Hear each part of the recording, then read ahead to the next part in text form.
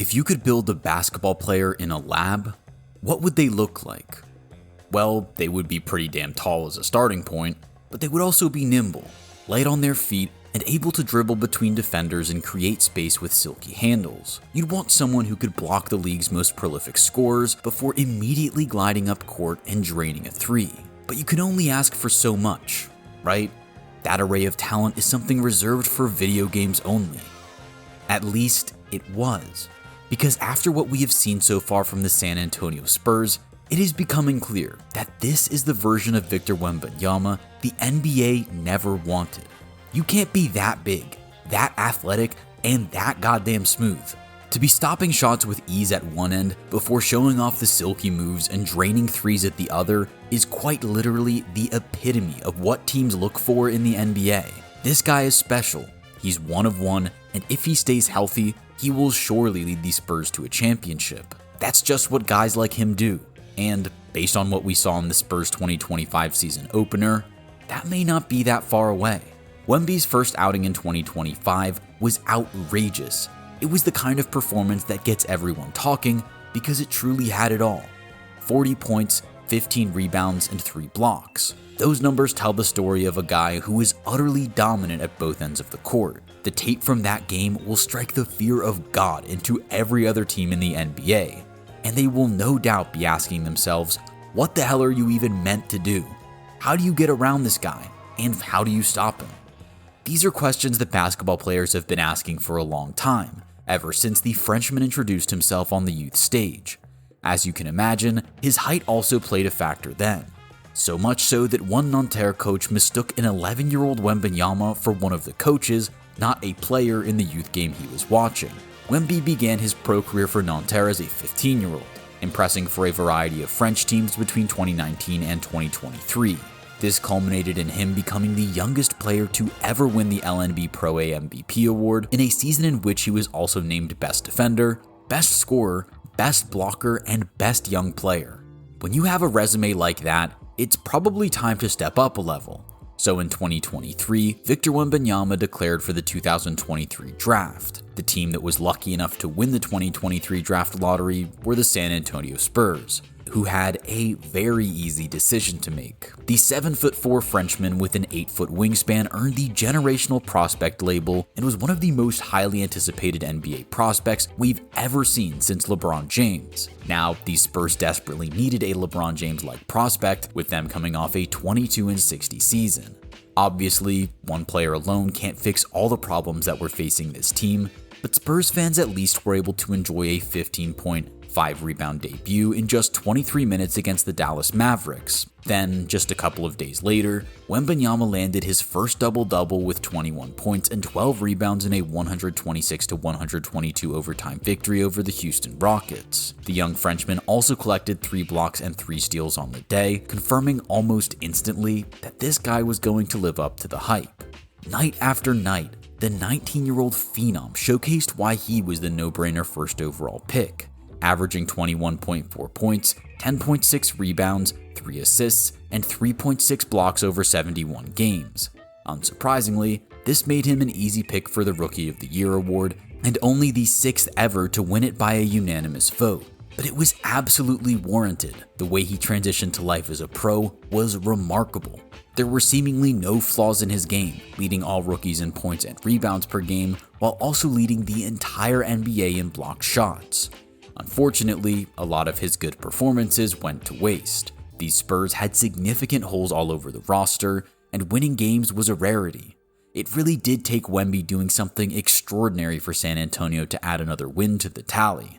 For example, scoring 38 points in just his 5th game as an NBA player in a 132-121 victory over the Phoenix Suns. This gave fans an early look at just how clinical the big man could be from an offensive perspective, converting 57.7% of his shots from the field while finding the bucket on 3 of his 6 3-point attempts. He was regularly racking up points, but of course, he was also making his presence felt as a defender.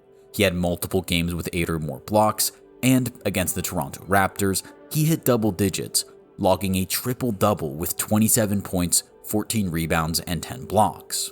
Those two standout outings resulted in victories for San Antonio, but this was another season defined by losses. The Spurs posted a 22-60 record for the second year running. Still, they at least had a superstar to build around, with Wemby becoming only the second player in NBA history to total at least 1,500 points, 700 rebounds, 250 assists, 250 blocks, and 100 three-pointers in their rookie season. Now, the Spurs just had to give their young stars some players he could win with. Stephon Castle was certainly a good start, joining the team as the 4th overall pick in the 2024 draft, and promptly becoming the team's second consecutive Rookie of the Year award winner. With Castle as another quality playmaker in the mix, Wemby took things up a notch himself, improving to post 24.3 points, 11 rebounds, 3.7 assists, and 3.8 blocks per game over the first 46 games of the season. On October 31st, he delivered the second 5x5 of his career, collecting 25 points, 9 rebounds, 7 assists, 5 steals, and 5 blocks in a win over the Utah Jazz.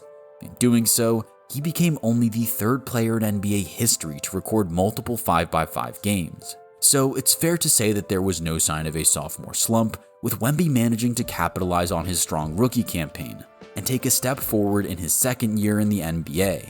Hopes of a playoff berth were on Spurs fans' minds, especially when the team traded for point guard De'Aaron Fox in February. Unfortunately though, those dreams were dashed pretty quickly, after it was discovered later that month that Wembanyama had deep vein thrombosis in his right shoulder, which shut him down for the remainder of the season. Still, he had already shown enough to warrant an All-Star selection. That wasn't the only complication of the season either, with longtime head coach Greg Popovich suffering a stroke after the 5th game of the season and ultimately standing down after a 29-year reign. The man tasked with replacing him was Mitch Johnson, who helped San Antonio post a 34-48 record. This then brings us to the 2025-26 season. Wemby was back after his injury scare, Stephon Castle was looking to capitalize on a Rookie of the Year campaign, De'Aaron Fox was feeling good after signing a $229 million contract extension, and would you believe it, these trending Spurs nabbed another great result in the draft lottery, getting the 2nd overall pick. Sometimes, luck just happens to be with you, and in this case, the Spurs were delighted to add Dylan Harper to the team with that 2nd overall pick. The question is, could he make it 3 Rookie of the Year performances in a row for San Antonio? With 3 exciting top 5 picks on the roster, it's fair to say the Spurs were covered from a young talent perspective.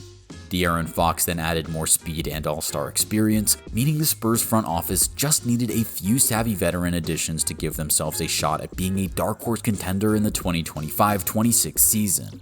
Kelly Olynyk and Luke Kornet both came in to give the team more depth at center. Defending while Wembanyama was on the bench was a problem for the Spurs last season, and these signings should go a long way to solving that issue. Meanwhile, Lindy Walters came in to bolster the team's shooting ability off the bench. All in all, this was a much improved roster. Wembanyama is exactly what you want as a centerpiece, but now he was entering a season with an all-star point guard in Fox and 2 top 4 picks alongside him. Expectations were at an all-time high, and not just for the fans. Prior to the season, Wembanyama said in an interview that success would be getting to the playoffs and not the play-in. That means 6th seed at least. Well, the season opener did nothing to dispel any of that optimism. In fact, it only turbocharged it even more. Against the Dallas Mavericks, Victor Wembanyama was sensational. This 40-point, 15-rebound, 3-block performance was a continuation of the improvements that he had made over the first 2 years of his career. He was simply unstoppable on the night. The big man was gliding past defenders, going up for alley-oops, and delivering dunk after dunk on the Mavericks. And these aren't just any regular NBA players he's going up against. He completely destroyed none other than Anthony Davis, a former all-defensive first-team player, with ease. He controlled the game, using his size and freakish agility to do whatever he wanted on the court, adding some outrageous flair with a backdoor reverse finish. This kind of performance has a ton of standout moments, but no sequence sums up Wembanyama's rare, freakish ability more than this. Lively, denied emphatically by Wembanyama. It's like playing against your dad in the driveway when you're 8 years old. What do you do? Wemby 3, you bet! Plus the foul! Makes the incredible block, crossover through the legs, behind the back, and knocks down a three. Now that is insane. No doubt you saw the clip circulating on social media after the game, because it just isn't something you get to see very often. Big men are not meant to move like that. They're not meant to handle the ball like that. And they're certainly not meant to drain step-back threes like that. Easily blocking a shot at one end of the court before going up to the other end and doing that is rare, elite, and spectacular, or whatever other adjective you choose to use. One thing we know for sure is that Victor Wembanyama is the ultimate basketball cheat code. The crowd were literally chanting MVP by the end of the game, and this was in Dallas. That's how incredible his performance was. In total, Victor poured in 71.4% of his shots from the field and 50% from deep to get his 40 points. He made it a double-double with his 15 rebounds, and the crazy thing about this is that he only played 30 minutes. This could have been even more jaw-dropping from a statistical perspective if it needed to be. And remember, this was his first time back in action after ending his 2024-25 season early because of deep vein thrombosis. This incredible start to the 2025-26 season didn't happen by accident though. Wembanyama already had all the talent in the world, but the scare that he got from his illness last year inspired him to make a change. ESPN reported that he went on a journey to push himself to be great physically and mentally with things that were outside of the box. This involved spending 10 days on a spiritual retreat in China where he studied and trained with monks. It involved visiting NASA's Johnson Space Center and learning about astronaut Peggy Whitson, who owns the record for spending 675 days in space. Of course, it also involved plenty of time learning more about the wonderful sport of basketball, with Wemby spending time with legendary big man Kevin Garnett over the summer as well. The Frenchman went all in on his preparation for the new season, not taking his natural ability for granted and ensuring that he was putting himself in the best possible position to succeed. Well, so far, it seems to have done exactly that. This is the version of Victor Wembanyama the NBA never wanted, and dreams of a title for the San Antonio Spurs may well be realized sooner rather than later. But what do you make of this guy's incredible story? And do you think he has what it takes to lead the Spurs to a championship? Let us know in the comments.